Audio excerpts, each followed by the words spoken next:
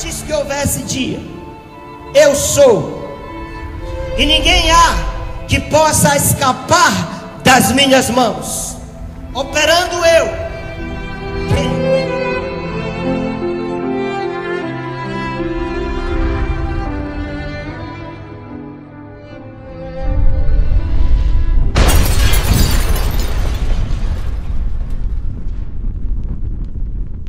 7 conceitos errados sobre a salvação da alma. Mateus 25, 46. E irão estes para o tormento eterno, mas os justos para a vida eterna. Antes de eu começar, eu quero fazer algumas perguntas para você. Você tem certeza da sua salvação?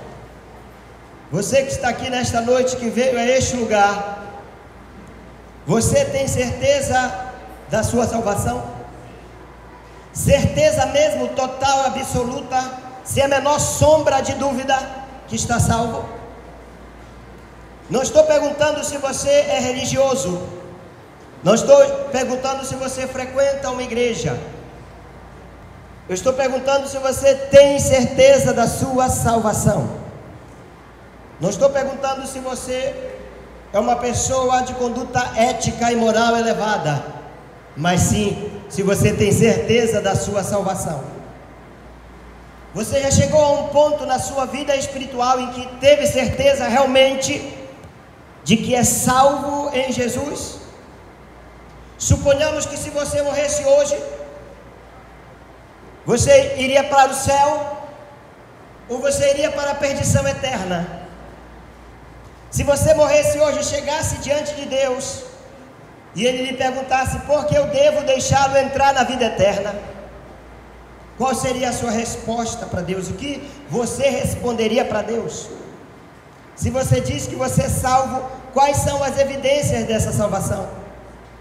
Baseado em quais evidências e fatores você afirma isso? Em que está alicerçada a sua salvação? A nossa salvação tem que estar alicerçada na Bíblia, na palavra de Deus.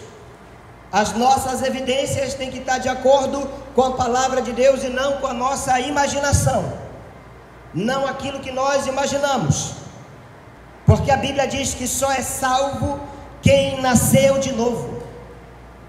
Só é salvo quem foi regenerado pelo Espírito Santo de Deus e pela palavra.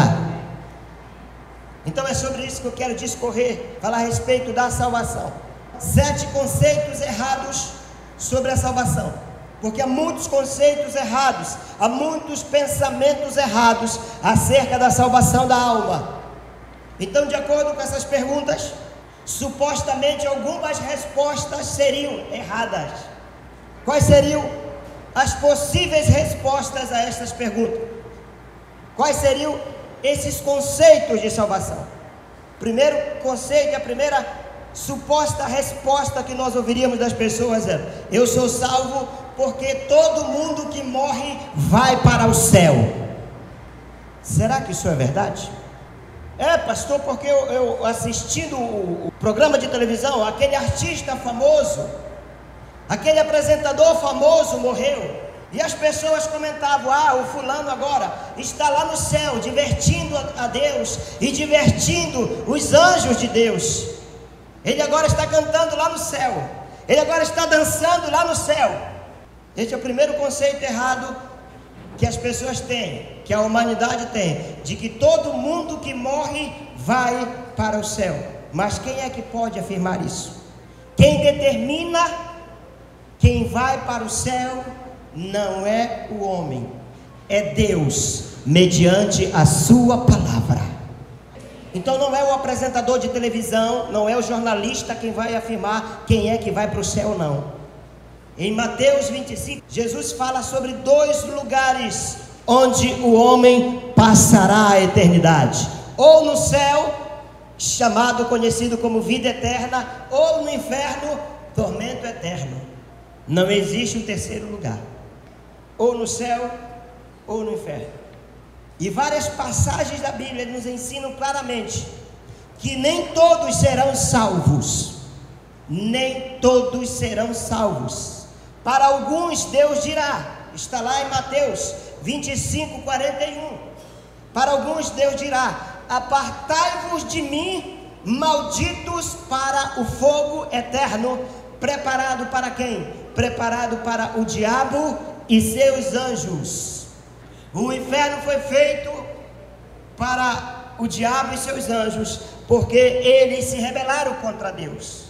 Mas também todo homem, toda criatura que se rebela contra o Criador, toda criatura que se rebela contra Deus, contra a palavra de Deus, também está condenado a ir para este lugar, porque este lugar será lugar de juízo. Neste lugar Deus derramará toda a sua ira contra o homem pecador, contra aqueles que se rebelaram contra Deus. Apartai-vos de mim, malditos, para o fogo eterno, preparado para o diabo e seus anjos. Então, para onde estes irão?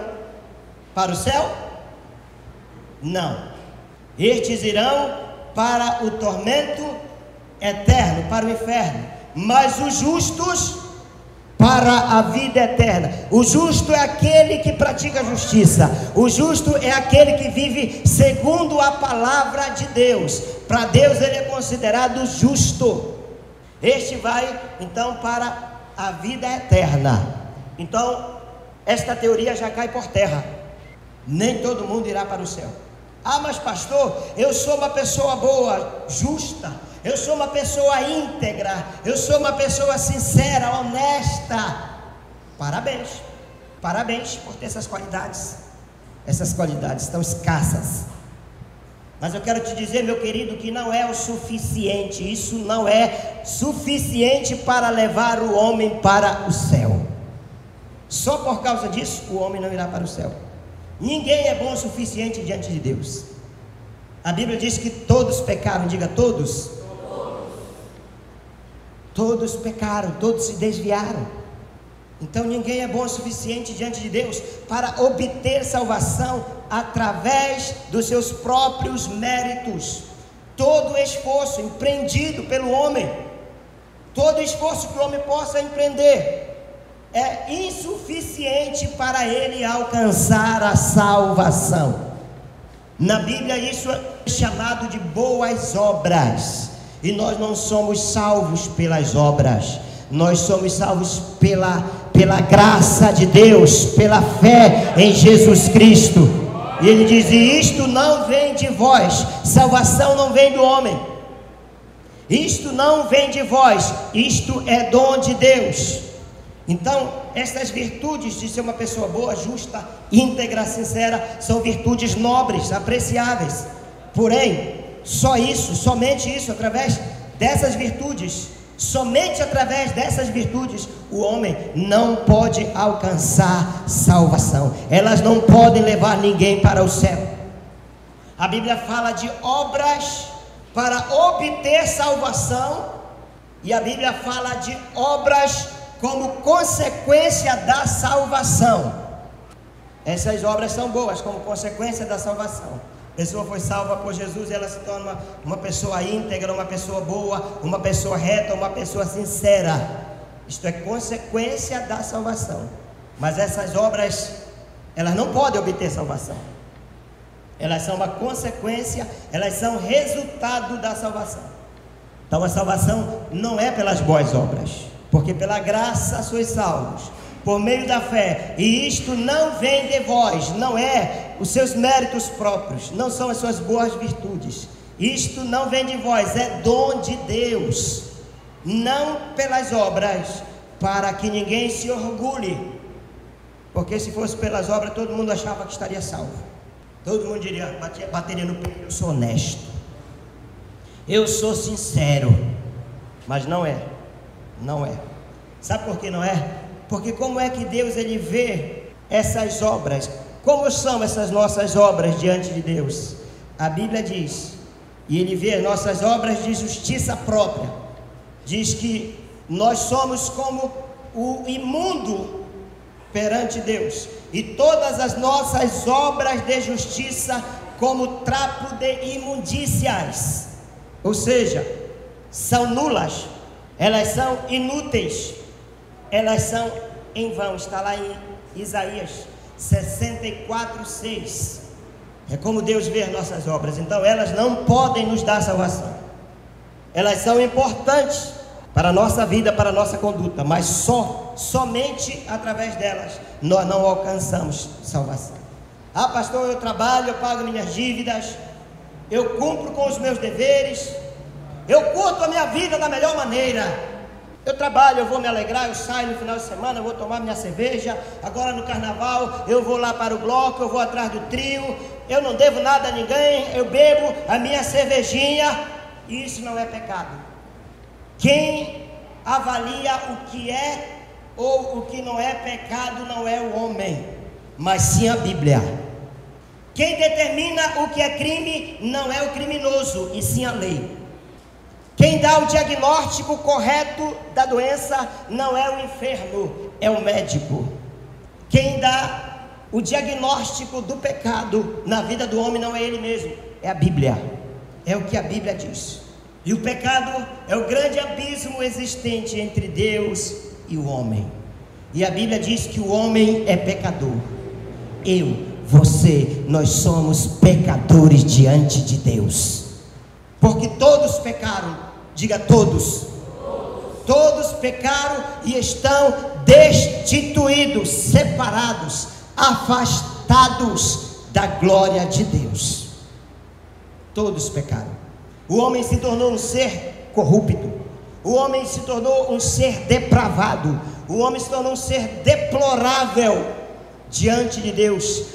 Pecado é algo terrível. O pecado leva o homem à morte. O pecado leva o homem ao inferno. O pecado separa o homem de Deus. O homem pecador não pode estar diante de Deus. Quando Adão pecou, a primeira consequência do pecado dele foi o afastamento, foi a morte. Ele não pôde mais ficar na presença de Deus. Ele teve que ser expulso do paraíso, porque o pecado não pode ficar diante de um Deus santo, diante de um Deus puro. E o pecado, meus amigos, é o maior problema das nossas vidas. O pecado é o maior inimigo do homem, porque o pecado levará o homem ao inferno. Quantos pecados você pratica por dia? Vamos criar um número fictício. Digamos que por dia, vamos colocar lá embaixo, você peque 3 vezes. Você cometa 3 pecados durante o dia. Quantos pecados você terá cometido no mês? Quantos pecados? 90 pecados no mês. 3 por dia, 90 pecados no mês. Quantos pecados você terá cometido no ano? 1.180 pecados. Mas vamos colocar o número inteiro, vamos colocar 1.000. Vamos baixar para 1.000. Vamos baixar para 1.000. Digamos que você no ano tenha cometido 1.000 pecados. Isso porque nós colocamos lá embaixo. Não são 3 pecados por dia. Não são. Para nós termos uma ideia, para nós acharmos uma média de pecado. Ok? Você viveu 40, você viveu 50, você viveu 60 anos. Quantos pecados tem na sua costa? 40, 50, 60 mil pecados. O que você fará com esses pecados? Você acha que as boas virtudes, você acha que a sua sinceridade, você acha que a sua ética moral, você acha que a sua inteligência, você acha que a sua posição, você acha que essas virtudes irão remover esses pecados? Então é complicado. O homem não pode salvar-se a si mesmo. Só Jesus pode salvar o homem. Só o sangue de Jesus pode livrar o homem do pecado. Há 2 obstáculos principais no caminho da salvação de qualquer um dos filhos de Adão, filhos caídos de Adão. 2 obstáculos. Escravidão ao pecado é um obstáculo para a salvação. O homem é escravo do pecado. O homem está morto nos seus delitos e pecados. Está morto. E a pena do pecado, sabe qual é? É o inferno. Ele irá para o inferno. Se ele não tiver os seus pecados perdoados, não tem outro lugar, é o inferno, ele vai para o inferno. Outro obstáculo é a escravidão ao poder e presença do pecado. O pecado, a presença do pecado na vida do homem o torna inapto de ir para o céu. No céu não existe pecado. No paraíso não há lugar para o pecado. Adão foi expulso do paraíso por causa do pecado, e ninguém entrará lá por causa do pecado. Se não entrar lá, se não entrar no céu, vai para onde? Vai para o inferno. Não tem outro lugar. Adão era uma criatura perfeita, que se tornou uma criatura caída por causa do pecado, um ser degenerado, um ser depravado, corrompido, corrupto, execrável, maldito, que passou a viver numa ruína espiritual e na depravação total, longe de Deus. Ele não podia mais estar na presença de um Deus santo, não podia mais estar na presença de um Deus puro, de um Deus perfeito. Assim é o homem hoje também diante de Deus. Então o primeiro conceito está completamente errado. Eu sou salvo porque todo mundo que morre vai para o céu. Não vai. Caiu por terra a teoria, não vai. No céu só entra aqueles que forem lavados e remidos pelo sangue de Jesus, aqueles que nasceram de novo, aqueles que foram regenerados. Somente estes entrarão no céu. O segundo conceito errado é que a pessoa diz: eu sou salvo porque eu faço parte de uma religião. Jesus não morreu para nos dar religião, Jesus morreu para nos dar salvação. Então não confie em religião, porque religião não salva. Embora o significado de religião venha do latim religare, embora esse termo signifique religar, atar, apertar, ligar, não tem o poder de salvar o homem. Religião nenhuma salva. Mas os meus orixás, os meus exus, os meus guias me disseram que eu sou salvo. Então vamos confrontar com a palavra de Deus. O que é que diz a palavra de Deus em João 8,44? Mas tendes por pai o diabo, e quereis satisfazer os desejos de vosso pai. Ele foi homicida desde o princípio e não se firmou na verdade, porque não há verdade nele. Quando ele profere mentira, fala do que lhe é próprio, porque é mentiroso e pai da mentira. O diabo é mentiroso, espírito de engano, está levando muita gente para o inferno por causa das religiões.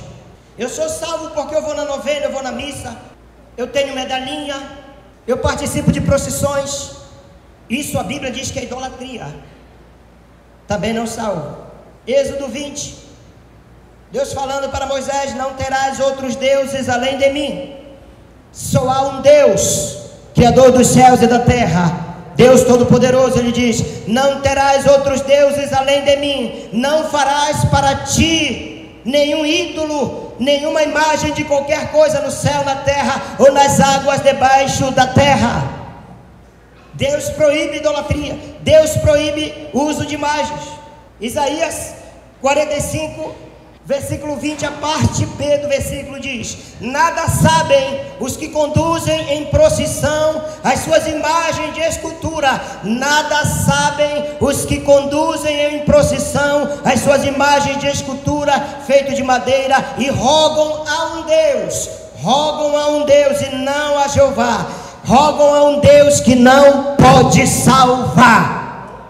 Então religião nenhuma salva, porque as pessoas das religiões estão clamando a um Deus que a Bíblia diz que não pode salvar. Pastor, mas então eu sou salvo porque eu sou evangélico, eu sou batizado nas águas, eu conheço a Bíblia, eu participo das atividades da igreja, eu participo da sessão do descarrego, do culto dos empresários, eu sou salvo. A isso a Bíblia chama de religiosidade. Não significa salvação. O ser religioso, ser batizado nas águas, participar de cultos, conhecer a Bíblia, conhecer teologia ou qualquer outra coisa, não é evidência de salvação. Só isso não garante salvação. Somente a água do batismo não pode transformar somente a água do batismo, não pode transformar este ser corrupto em nova criatura. Somente o sangue de Jesus é que pode fazer isso. Somente o sangue de Jesus. O batismo é consequência, a água do batismo é consequência do sangue de Jesus, é consequência de salvação. Não basta ir à igreja, não basta participar de culto, tem que nascer de novo. Jesus certa vez falou para um líder religioso a respeito da salvação. Falou para Nicodemos, o homem que era religioso, o homem que era da lei, conhecia a lei de Moisés, conhecia a palavra de Deus, um homem sincero, um homem puro, um homem santo, melhor do que muitos de nós.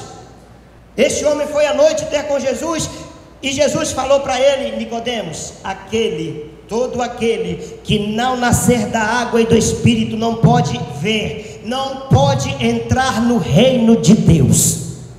Se Jesus falou isso para o homem religioso, para um príncipe de Israel, para o homem envolvido com a religião, com a palavra de Deus, o homem santo, o homem sincero, o homem puro, agora imagine para mim e para você, se Jesus disse que Nicodemos tinha que nascer de novo, imagine eu e você. Então é proibida a entrada no céu para quem não nasceu de novo. Pastor, e o que é nascer de novo? Isso a Bíblia chama de regeneração. É ser regenerado, é ser gerado novamente pelo Espírito de Deus, pela palavra de Deus. A regeneração ou o novo nascimento é uma transformação de Deus que vem de dentro para fora. É uma transformação do Espírito de Deus na vida do homem. E o nascer de novo, o novo nascimento, é vital para o homem, é vital para mim e é vital para você, porque é a linha divisória entre o céu e o inferno. Então a religião não salva, tem que nascer de novo.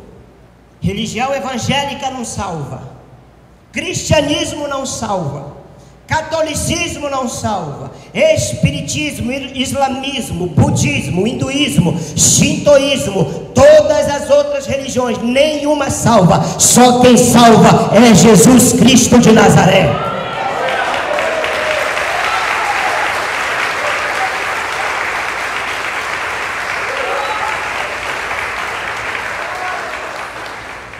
Pastor, eu sou salvo porque o terceiro conceito é errado. Pastor, eu sou salvo porque eu sou uma pessoa de grande fé. Ok? Mas vamos lá. A salvação ela vem por meio da fé, certo? Mas grande fé é diferente da verdadeira fé.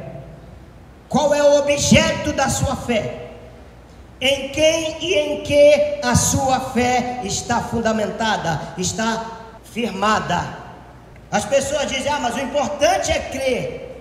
Não importa em quem você crê, basta que você creia em qualquer coisa, desde que você creia sinceramente, aí você estará bem. Será que é lógico esse raciocínio? Será que só basta ter fé, ter uma grande fé para ser salvo? É preciso tomar cuidado com aquilo que você crê, porque aquilo que você crê, porque naquilo que está fundamentada a sua fé, pode ser falso. São as crendices, é o senso comum. Tem pessoas que têm fé em objetos, coloca a sua fé num trevo, coloca a sua fé numa ferradura, coloca a sua fé num pé de coelho, numa tesoura atrás da porta, numa cruz de palha atrás da porta, achando que isto vai trazer proteção. Isso é falta de inteligência. Onde que o objeto vai livrar alguém de alguma coisa? Coloca a flor perfumada, a flor ungida lá no quarto, lá na sala, água benta, Bíblia aberta, banho de ervas para ter corpo fechado, sinal da cruz, superstição. Mas eu tenho fé nessas coisas. A sua fé então está posta no objeto errado, porque isto não vai lhe salvar, isto não vai lhe proteger. Isso são crendices. Quantos aqui conhecem a história do naufrágio do Titanic? Os tripulantes, os passageiros, os engenheiros, os empresários, todos acreditavam sinceramente que aquele navio nunca afundaria. Todos acreditavam que aquele navio era considerado insubmergível, inaufragável, indestrutível, e embarcaram no porto de Liverpool achando que iam chegar em Nova York. Todos confiavam naquele navio, todos eles estavam confiantes e depositaram a sua fé naquele objeto, que aquele objeto não iria naufragar. Todos acreditavam que jamais o Titanic afundaria.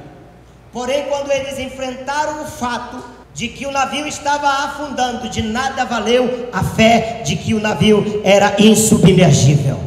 De nada valeu a fé deles, porque a fé deles estava num objeto, em algo que é destrutível, em algo que é passageiro, em algo que é efêmero. Então não adianta ter grande fé, tem que ter a sua fé pautada, baseada, firmada em algo real, em algo verdadeiro. Toda a fé do mundo daqueles passageiros não pôde impedir o naufrágio. Grande fé não é a mesma coisa que boa fé. A fé é apenas boa quando o seu objeto é bom. Qual é o seu objeto de fé? Deus é o nosso alvo, é o alvo da nossa fé. Jesus é o alvo da nossa fé. Jesus disse: credes em Deus, credes também em mim. Jesus não disse: crede na ferradura, crede no pé de coelho, crede na tesoura atrás da porta. Não, ele disse: credes em Deus, credes também em mim. Então a nossa fé tem que estar firmada em Deus, a nossa fé tem que estar firmada em Jesus, porque a fé verdadeira é a chave que abre as portas do céu. Não é apenas um sentimento intelectual. Eu tenho fé. Eu tenho fé que Pedro Álvares Cabral descobriu o Brasil. Isso não é fé, isso é história. Isso não é fé, isso é história. Está registrado nos livros de história.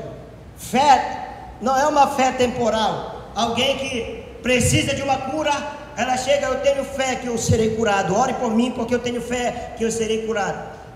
A pessoa ora, ela fica curada, acabou a fé. Eu vou viajar, eu tenho medo de avião, ora por mim, pastor, para eu fazer uma boa viagem. Ela tem fé que ela fará uma boa viagem. Ao descer no aeroporto, acabou a fé, porque a fé dela era passageira, era para aquele momento. Mas a fé para a vida eterna, quantos têm? A fé para a vida eterna, para depositar toda a sua confiança somente naquele que pode nos garantir a vida eterna, que é Jesus. Quantos têm?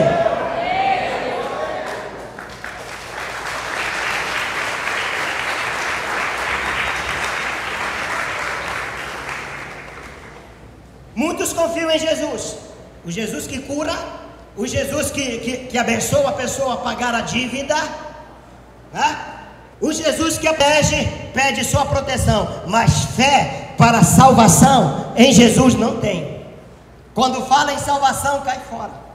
Então, esse terceiro argumento está furado. Grande fé não é garantia de vida eterna, porque só quem garante vida eterna é a nossa fé firmada em Jesus. Quarto conceito errado a respeito da salvação: sou salvo porque Deus é bom. Deus é amor e não iria me punir. De certo que Deus é bom. Deus é bom, Deus é amor.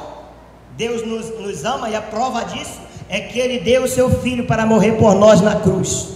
Porque Deus amou o mundo de tal maneira que entregou, que deu o seu Filho unigênito para todo aquele que nele crê não pereça, mas tenha a vida eterna. Você tem razão, Deus é bom. Mas nós não podemos atrofiar os atributos de Deus. Nós não podemos excluir a justiça da bondade de Deus. Assim como Deus é bom, ao mesmo tempo Ele é justo. Deus é misericordioso. Ele não quer punir ninguém. Deus não quer punir ninguém. No entanto, Ele é justo, e Ele precisa punir o pecador por causa da sua justiça. Por causa da sua justiça. E Deus é tão bom que Ele nos deu o privilégio de nós termos o livre-arbítrio, de nós fazermos as nossas escolhas, para nós não culparmos a Deus.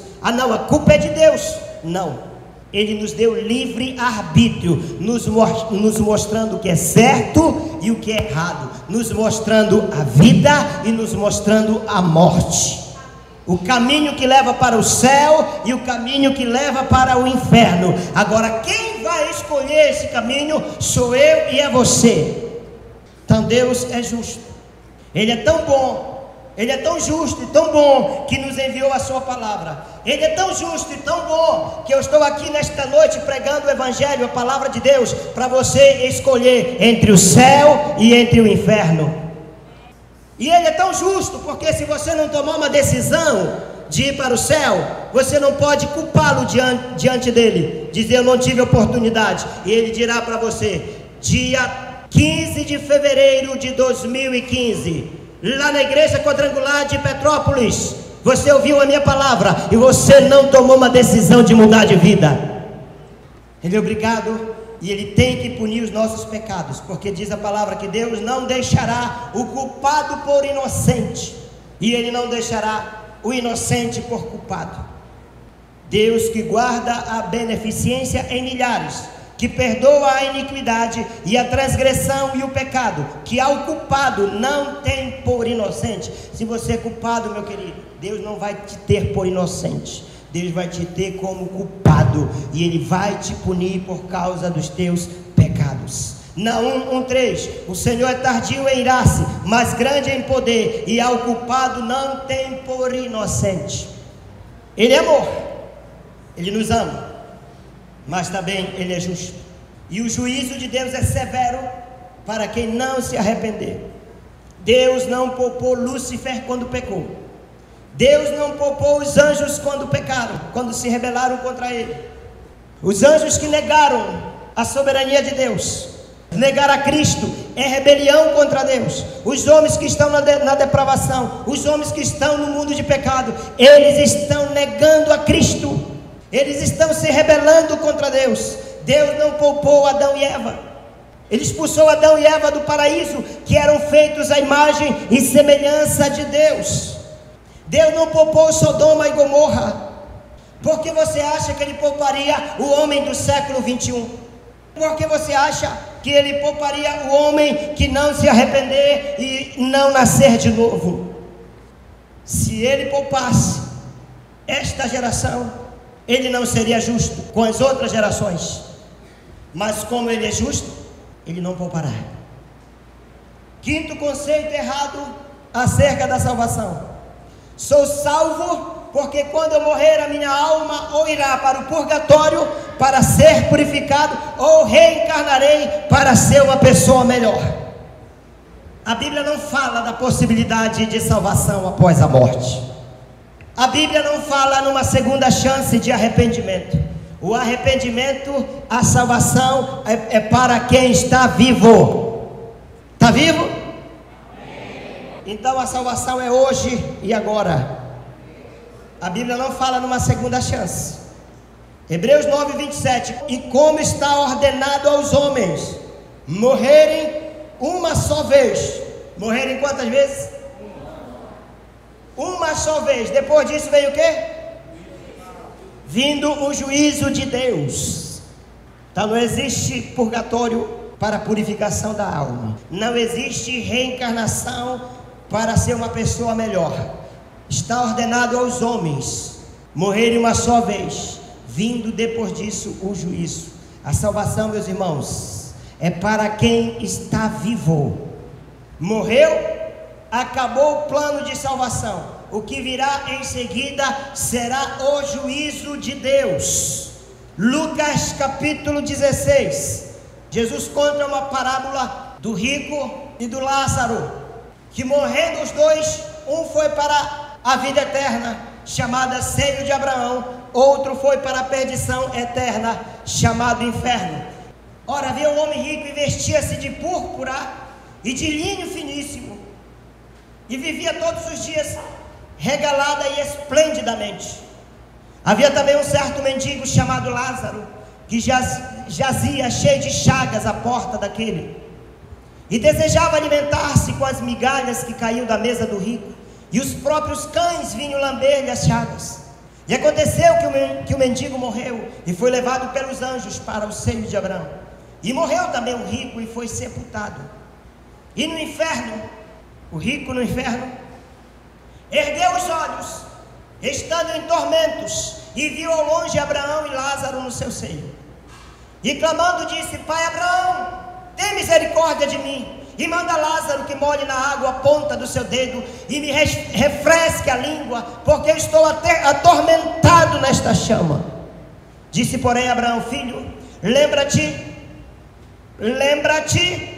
a pessoa estará consciente no inferno, a alma não morrerá, a alma sofrerá eternamente a punição. Lembra-te de que recebeste os teus bens em tua vida, e Lázaro somente males, e agora este é consolado, e tu atormentado. Quem vai para o céu, vai para um lugar de consolo. Quem irá para o inferno, irá para um lugar de tormento. E além disso, está posto um grande abismo entre nós e vós, de sorte que os que quisessem passar daqui para vós não poderiam, nem tampouco os de lá passar para cá. E ele disse: Rogo depois, ó Pai, que o mandes à casa de meu pai. Ele lembrava da casa do pai dele aqui na terra. Pois tenho 5 irmãos, ele lembrava da sua família. Pois tenho 5 irmãos, para que lhes dê testemunho, a fim de que não venham também para este lugar de tormento.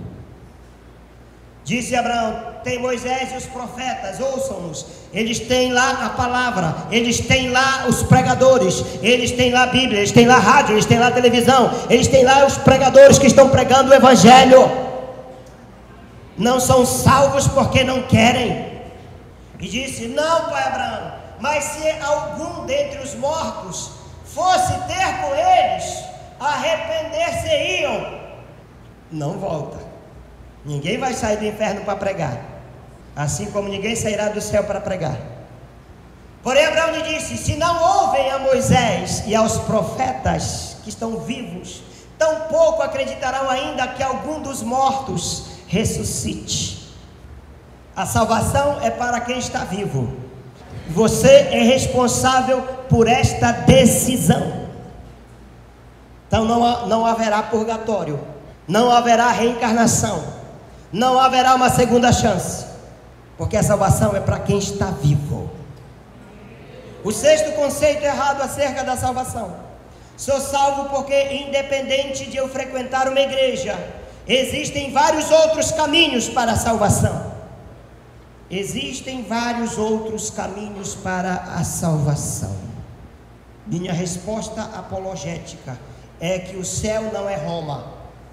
Diz a história que todos os caminhos levavam a Roma, porém somente um caminho leva o homem para o céu: Jesus Cristo. Ele diz: eu sou o caminho. Ele não é um dos caminhos, ele é o único caminho. É o caminho exclusivo da salvação. Eu sou o caminho, eu sou a verdade. Não é uma das verdades, é a única verdade. Eu sou a vida. Outros caminhos são chamados caminhos de morte. O caminho das religiões são chamados de caminhos de morte, porque as religiões inventam formas, outras formas de salvação fora de Deus, a sua própria maneira, enganando muitas pessoas e pensam estar no caminho certo. Porém a Bíblia diz, Provérbios 14:12, há um caminho que ao homem parece correto. Ah, mas tudo está correto, tudo está certo. Afinal de contas, tu está frequentando uma religião. Afinal de contas, estão falando acerca de Deus. Fica tranquilo que tu vai para o céu. Há um caminho que ao homem parece correto, mas o fim dele conduz à morte. O caminho dos sacramentos, a extrema unção, a oração pelos mortos, não pode conduzir ao céu. O caminho do purgatório, da reencarnação, não pode conduzir o homem ao céu. O caminho do radicalismo do Islã, dos homens bombas, não pode levá-los ao céu. E eles acham que eles estão fazendo isso porque eles irão para o céu, mas não irão. O caminho dos anjos, dos santos e dos espíritos também não pode levar o homem ao céu. O caminho da filosofia budista não pode levá-los ao céu, ou qualquer outro caminho, nenhum deles leva o homem para Deus. Jesus é o único caminho que pode levar o homem para o céu. Aleluia.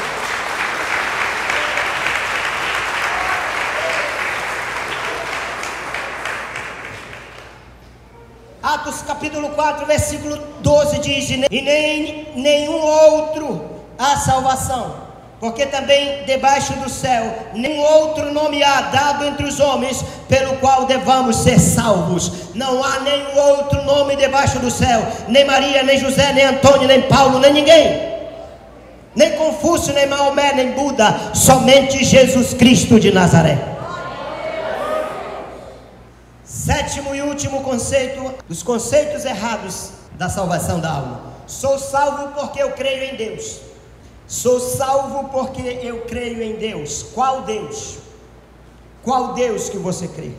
Se não for por intermédio de Jesus, a pessoa não pode chegar ao Pai. Se não for por intermédio do Filho, a pessoa não pode chegar a Deus em hipótese alguma. Você tem ideia de quantos deuses existem no mundo? Só no hinduísmo são 330 milhões de divindades. Os hindus adoram e creem em milhares de divindades. O Deus do islamismo não salva. O Deus do catolicismo, os santos não salvam. O Deus dos mormons, o Deus das testemunhas de Jeová, não salva. Você precisa crer em Jesus Cristo de Nazaré. A Bíblia diz: aquele que crê no Filho tem a vida eterna. Repitam comigo este versículo: diz: aquele que crê no Filho tem a vida eterna. Mas aquele que não crê no Filho não verá a vida, mas a ira de Deus sobre ele permanece. Não tem saída. Não tem para onde correr. É se converter, é nascer de novo, é ser regenerado pelo Espírito de Deus, pela palavra de Deus, é ser lavado pelo sangue de Jesus. Porque aqui, aquele que crê no Filho tem a vida eterna, mas aquele que não crê no Filho, em Jesus, não verá a vida, mas a ira de Deus sobre ele permanece. Pastor, mas eu creio em Jesus. De que forma? Você crê no Jesus histórico? Jesus que é filho de Deus? Jesus que é filho de Maria? Jesus que morreu na cruz? Só isso não basta. Não basta crer no Jesus histórico. O que significa então crer em Jesus? Crer em Jesus é arrepender-se dos seus pecados, é abandoná-los, é morrer para si mesmo, é morrer para a sua velha natureza, para este homem pecador, corrupto, execrável, injusto diante de Deus. É morrer para si mesmo. Morrer para si mesmo é viver para Deus. É viver para Deus em conformidade com tudo o que está escrito na Bíblia, com tudo o que está escrito na palavra. Isso é crer em Jesus. Crer em Jesus não é somente acreditar que ele é filho de Deus. Isso não basta. Isso não é suficiente, porque até o diabo crê nisso. No entanto, ele não é salvo. Crer em Jesus é nascer de novo, é nascer para uma nova vida. Crer em Jesus é conhecer como Ele é, o infinito Deus, o caminho de volta para Deus. É crer no que Ele fez, que Ele morreu por nossos pecados, Ele ressuscitou e nos comprou para Deus. Todos os fundadores de religiões morreram, os seus escritos, os seus livros de memória, os seus escritos que foram deixados para os seus seguidores, não puderam salvá-los. Todos os fundadores de religião morreram e os seus ossos estão sepultados nas suas sepulturas, e os seus escritos não puderam salvar os seus seguidores. Jesus foi o único que morreu, e os restos mortais dele não estão na sepultura, porque ao terceiro dia ele levantou, ao terceiro dia ele ressuscitou, ele vivo, está vivo para todos sempre.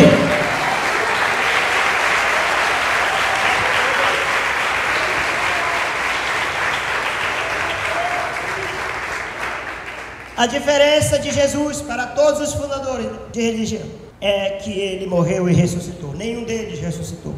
Nenhum deles venceram a morte. Jesus venceu.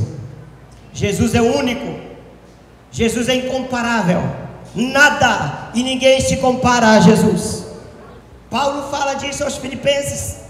No capítulo 2, a partir do versículo 9, ele diz: pelo que também Deus o exaltou sobremaneira, ele deu o nome que está acima de todo nome, para que o nome de Jesus se dobre todo o joelho, nos céus, na terra e debaixo da terra, e toda língua confesse que Jesus Cristo é Senhor, para a glória de Deus.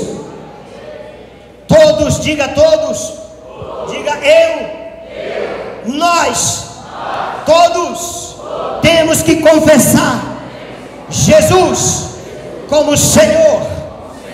Ele é Senhor. Ele é Rei dos reis e Senhor dos senhores. Nada e ninguém pode se comparar a Ele. Só Ele pode nos dar a salvação. Se você ainda não conhece, você precisa conhecê-lo. A sua segurança está em crer em Jesus. A sua segurança está em ser transformado por Jesus. Porque todo esforço empreendido pelo homem não pode levá-lo à salvação. Não é suficiente para ele alcançar a salvação. O homem tenta se aproximar de Deus de várias maneiras, usando vários artifícios, ou seja, pelas boas obras, ou seja, pela igreja, religião, ou por mero conhecimento teológico, mas nada disso vai salvá-lo. Embora sendo sincero, sendo honesto, fazendo caridades, tendo fé, mas nada disso poderá salvá-lo. Se não for por intermédio de Jesus, a pessoa não pode chegar a Deus em hipótese alguma. Ela tem que nascer de novo. Você já nasceu de novo? Então Deus está lhe dando uma oportunidade. No dia chamado hoje, é o ano, é o dia aceitável ao Senhor.